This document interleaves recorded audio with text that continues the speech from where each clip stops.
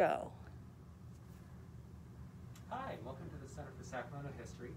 My name is Nicholas Piontek. I'm one of our newest archivists here, and today I'm going to talk to you about our film collection. If you have any questions while I'm speaking, feel free to put them in the chat, and my colleague Kim, who's holding the phone, will read them out to me. So to start with, one in the center's office. We'll go into the back and show you where our film is, and I'll tell you a little bit more about the collection. So the collection primarily is based on the KCRA and KOVR news film footage, which comes from about 1957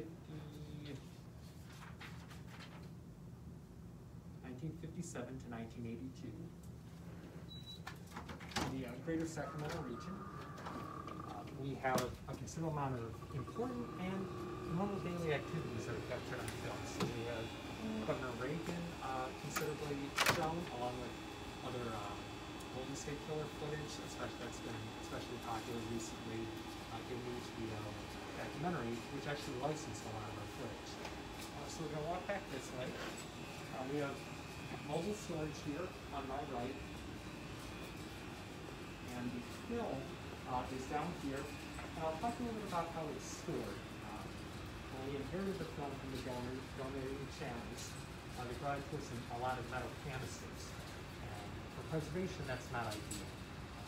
The metal becomes corrosive, especially if it's warm, and that leads to a bit of a degradation.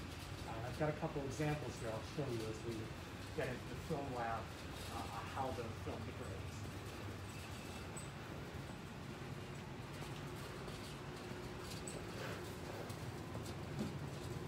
So this is predominant KCRA holdings.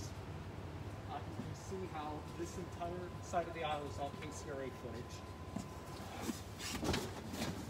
And these are the metal tins that the footage came in. Now, as we move to preserve the footage, we actually switch it from metal tins to these 3D printed plastic tins. It's made by the Tuscan Corporation, and you can see that the film now is on a plastic base instead of being on metal, which is much better for it long-term, especially as we talk about putting it into cold storage. This container also breathes a little bit, so that if the film does start to off-gas as it degrades, it doesn't sit in its own gas and further its own degradation. So each one of these canisters represents one day's news film. Ideally, we have the date on each one, and that shows us exactly what happened on that day as it appeared on the network. Each one of these boxes has some more dates in it, so you can see we have a considerable amount of dates covered. And so the challenge for us is making sure that everything is described accurately online. So if you're interested in looking for the footage and finding something in particular, ideally we can point you in the right direction. Right now we do not have much of this digitized. If you go to our website, you can find us on YouTube and the Internet Archive. You can see what we do have digitized, but our goal, of course, is to get all of this online for you to be able to review and look up interesting things that happen around the area on these dates. Let me take you to the next aisle here, and I can show you the KOVR footage. Now, the room we're in right now is fairly cool. Ideally, it's not very humid, which is terrific. So we're stopping the film from degrading any further. But the film may have already degraded to a certain extent before we even see, especially due to heat and humidity. Those are pretty much the worst things for film. And as the film starts to degrade, it releases acetic acid, which degrades the image and actually makes the film brittle. So if you think about film, it's usually pretty pliant, and when we spool it, it runs pretty well. The issue is some of our film actually will snap if it's too brittle. Putting it back together can be a little dangerous. So ideally what we're working on is we're going to move some of the stuff that's on the other side of the room, kind of back here, and we're going to build a cold storage room in here, which will keep the temperature a little bit above freezing, and that will then keep the film from getting any degrading any further. Now, before we put the film in, sort of take a start and the middle, and in the film lab, we're going to take and digitize all the film. So once the film's digitized, we'll have that permanently available, and then we won't have to handle the film anymore. The film can stay cool, safe, and will keep controlled. Now, this aisle, we have more KCRA footage. And I believe in the back we have a little bit more KOVR. These boxes are a little bit different. And you can see on this specific date, different stories from that date. You see. Speak louder, someone asks. Oh, sure. Sorry about that. I'll speak up a bit. So what's interesting about this one, you can see here, you can see these little bits of different color. That's film leader. So this one, all those stories that I pointed out, those were all different little pieces of film on their own, and this has all been spooled together, so it's all on one date. Occasionally they come out and they're not all spooled together, and we have to do that to put it together for one date. But this one's fairly stable, plastic core, cardboard box.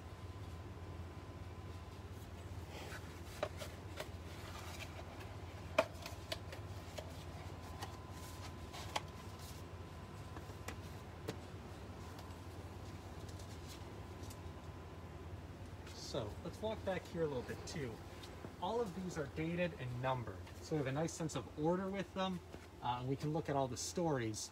Now, one of the really neat things we have too are these KCRA specials. And this is where KCRA sent news reporters and camera crews really around the world. We have some very neat ones online of KCRA staff going to Afghanistan during their war with the Soviet Union, and actually going back to Vietnam with a veteran from Sacramento and talking about his experience fighting in Vietnam and seeing the country about 10 years after he fought there. So these are a really incredible trove of information, which, even though they're not necessarily about the Sacramento region, really teach us a lot about history and the globe at the time they were shot. Back here, on this side, we have a lot more diverse topics that aren't necessarily related to the specific dates. What's really neat with some of these is we have different sporting events around the area, and sort of different themes. These might have made it onto a specific show. They may not have, but they're kind of really neat cans just to look at, and when we're digitizing, it's fun to come back here and take a look and see what we have, different dates. There's a Macy's parade, a lot of really neat Olympic footage back here as well. Something that I'm pretty curious on is we do also have a lot of vintage football footage. I do have to check on the copyright to show that. But it's just really amazing. There's just so many different aspects of the local area that we've got. Arthur Ashe, for instance. NFL Raiders footage. The Camellia Bowl, which I believe was in the Bay Area. So just, yeah, a lot of really diverse footage that was shot by KCRA, which we're really grateful to have, because it sort of fills out the collection besides just local news stories. So,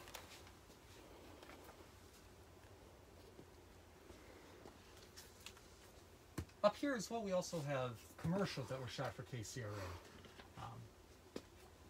They're perhaps at the moment not our highest priority to digitize, but they're a really interesting snapshot of what commercial ventures occurred in the area, and especially the history of how just how advertising was done, which I think is kind of a neat thing to see over time, especially now that we have the internet and footage and advertisements persist. It's really amazing to see all of this and see how it's changed. But we have quite a bit of work to do digitizing all of this before we even get to that point. I'm going to take you back to the film lab now, which is where we... Yes. We have a question from Olivia. She wants to know about the jail tour footage. Do you know about this jail footage? I don't. I don't either. Where did you see the footage, Olivia? Yeah, Olivia, tell us. Well, we'll see what Olivia says. We'll take a look for it. Yeah, I don't know that either. Yeah, I think, I assume it's a KCRA footage. They really did a lot of neat stuff around the area. Mm-hmm. So if you go to archive.org and you look up Center for Sacramento History, we have some of the footage that's already been digitized there. There's a couple really neat videos about Sacramento shop at KCRA almost as promos. So they have a neat one where they spend the entire day in Old Sacramento. They go to restaurants, they walk around, and they see what you can do. And it's pretty neat. It's kind of cute to see how some parts of it have changed and some parts haven't. We also have a few videos made by the Tourism Bureau. I believe they're from like kind of the early 90s, but they're really neat because the graphics are very 90s, the clothes are very 90s. So it's cool to see sort of how the city's changed and how our perception of it's changed, and what buildings are still there and what buildings aren't. So, take you back to the film lab, which is where... Oh. Yes. Olivia said you walked right by it before the sports stuff. Oh. Which one of these many cans? Jail tour. We'll get back to you on that, Olivia. Yeah. I'll come back here and see if we can dig that up. But that's sort of the fun part of this. Yeah. Just whenever I'm trying to find something to digitize, just trying to find something and see back here what we have.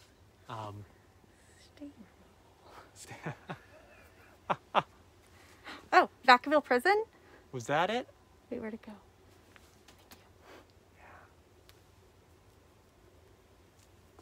Oh, rats. Oh, I will look for that, Olivia. Huh.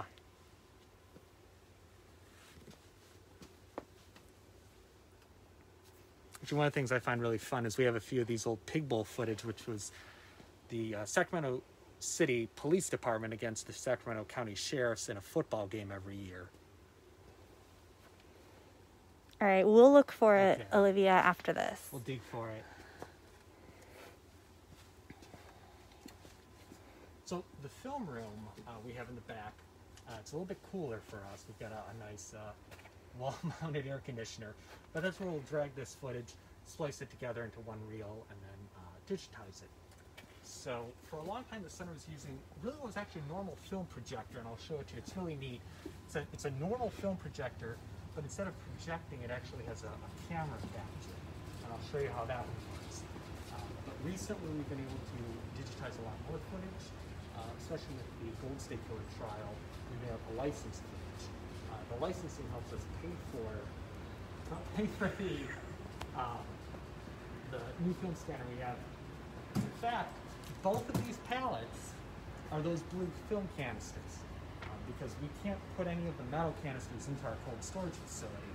So at some point, we're going to take them all out, relabel them, repackage them, and then we'll rehouse them in the cold storage, which will be a lot safer for them long term.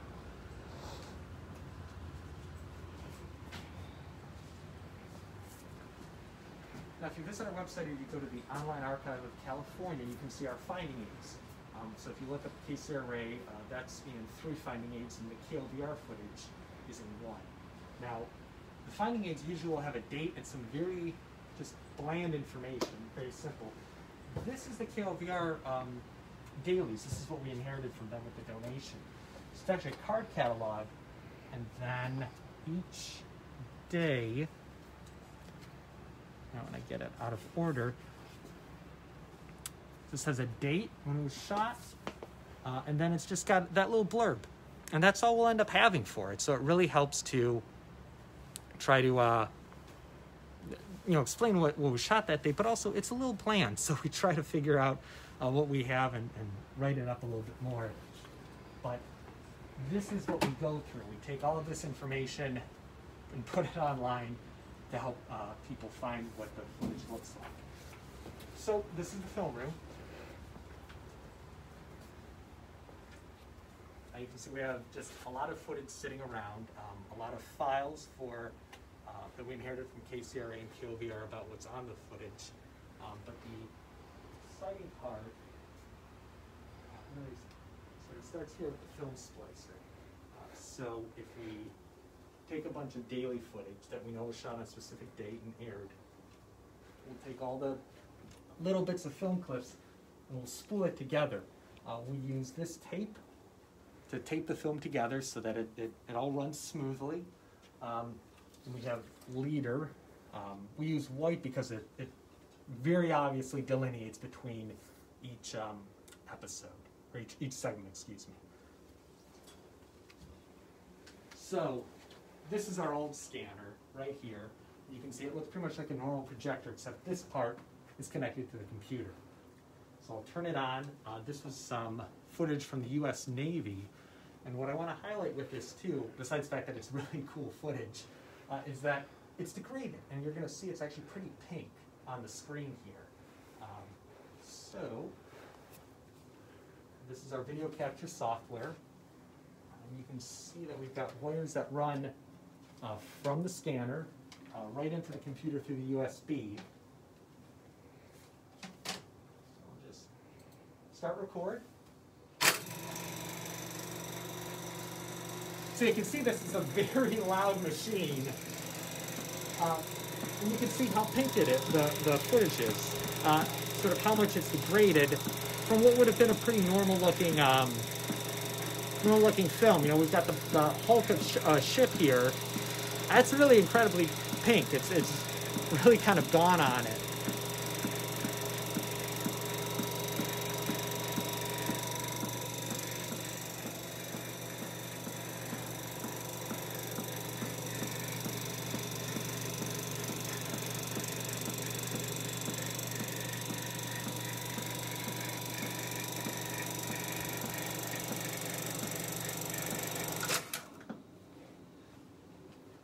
Now if I want to rewind it, I'll just flip it this way, and it just goes backwards.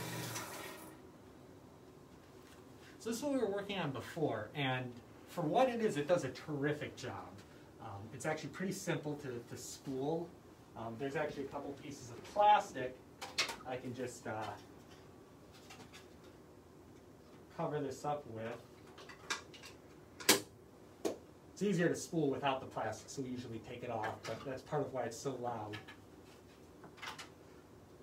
But the issue we have with this machine is that's the way it shoots. It shows it exactly the way it is, which is sort of the big archival conundrum. We want to preserve the footage as it is, which is, it's degraded, it's turned pink on us. But for us to be able to license the footage and then use those funds to preserve the footage, our film contractor actually has to clean it up a little bit. Now, this is our new film scanner. It's from the Netherlands, the Film Fabriek Corporation. And what's really nice about this is it's all on the outside. It's much easier to see and to work with. Part of the really nifty thing about this one is there's actually a few options to clean the film. So these two green rotators right there, I'm not sure if you can quite see it, but they've gotten pretty dirty. And that's dust that's been actually pulled off the film. They're a little bit sticky. So that helps clean up the film footage as it's going through. Also, if we feel comfortable, we can use rollers and what's called a wet gate. So right here, we can put these two rollers, and then we would use this squirt bottle here. Basically it's pure alcohol. And as the film goes through the rollers, it gets cleaned up. Then, in the amount of time it has to go from the wet gate all the way back up to this, where it spools back up, it has a little bit of time to air dry. That requires a lot of constant effort, though. You have to always be wetting it. So we, in practice, haven't been using it quite as much because it requires a little bit more focus. Now, what's really neat about this is unlike the other film scanner, which simply had one way to scan. We just put the film in and turned it on and went. There's a lot of customizable options for this scanner. First of all, it's a better machine. You'll notice even though the film is perforations, there's no specific spot where it actually touches the film. It's all run by a couple different spots. These two turn, and these two turn. Everything else just moves with the film. So it puts very little stress on the actual film, which is incredibly helpful for, it just doesn't break as much. I've got to say, one of the most frustrating things is when you've got 30 minutes of film and every couple moments it snaps because it's brittle. The machine will stop, take it all off, take it over there, tape it back together, keep going, and then have it break on every couple minutes. It's frustrating. It slows it all down. So this is a lot easier on the film. Also, this camera can be taken off. So perhaps down the road, when we have different funds, we want to get a better camera, we can pop this right off and we can get a new one. So that's customizable. Also, this spot right here is set up to record sound. There's two types of sound. There's magnetic sound, and then there's actually, I think they call it ocular sound. Optical. Optical, thank you. Optical sound. So right now that's set up for magnetic. This is for optical sound. So the film goes through here, and you can actually see there's a little spot that will read the sound on the side, and I'll show you on the screen here. But this makes it a lot easier for us to switch out for both sound without putting any more stress on the film as it is. What's kind of nifty, and we'll see if you can see it, there's a little laser right here. That laser is lined up perfectly with the perforations, and as the film goes, it detects how many film cells there are, or how many frames, excuse me, are passing through. So it does all that just with that laser and counting the perforations, which is really neat. So, this is our fancy monitor setup right here. You can see with this cell right here that I've got on the screen, we're seeing the entire strip of film. What's really neat about some of the old news film we have is that this entire thing was actually film, and then they perforated it. So this spot right here, this I believe was, I found this earlier, it's the year 2000. It's a bit speculative about the future, and I just thought it looked really neat, so I thought I'd share this with you. This one was purpose made, so you can tell very obviously there's a frame. With some of our news film, they just got the film, they'd shoot it. You know, there's a quick turnaround in the news, so I think there wasn't as much care put towards it in that regard. So there's actually things on this side. There's a few footage where you're outside and you see a street, and there's a street here too. So for our purposes, it's really neat to get to capture the entire thing. It helps us see a little bit more of the historical record.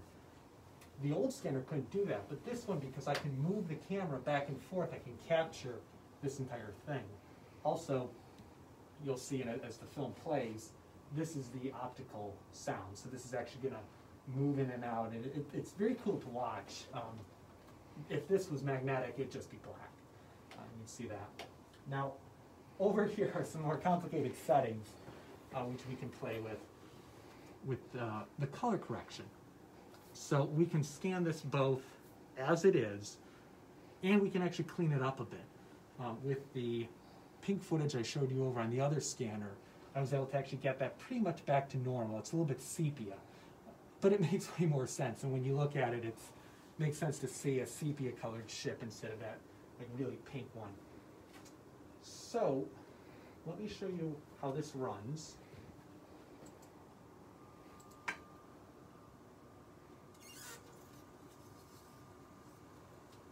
So it's much quieter. The whole machine just runs a lot smoother.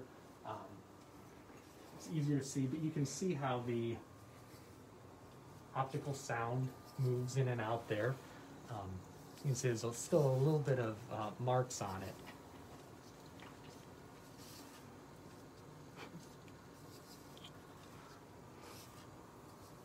But this is basically what we end up doing. We set the film up, we scan it like this.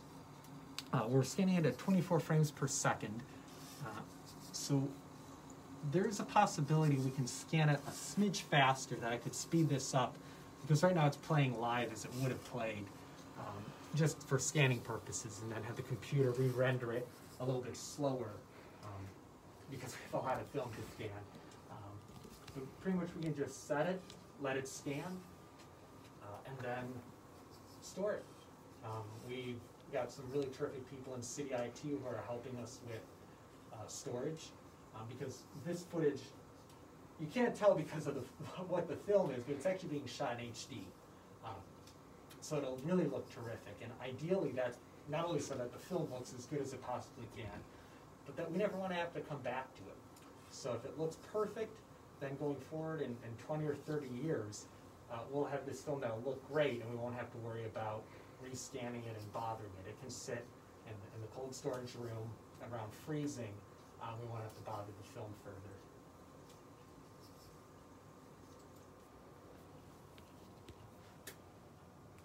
So So that really in a nutshell is what we do with the film collection. Were there any other questions on there? Okay, so one of the things I'd like to recommend is if you subscribe or follow us on Facebook, we periodically will post to YouTube and we'll post on Facebook as well when we do so, some of the footage that we have scanned. Certainly we're putting up some of the stuff we think is a little more interesting and remarkable for you to see, but we just do have a lot of really neat stuff here talking about daily life in Sacramento. So that's what we've got. Thanks a lot for watching. Feel free to post comments and questions. We'll take a look back at those and answer them as we can. And we'll go back there and see if we can find that prison tour footage for you as well.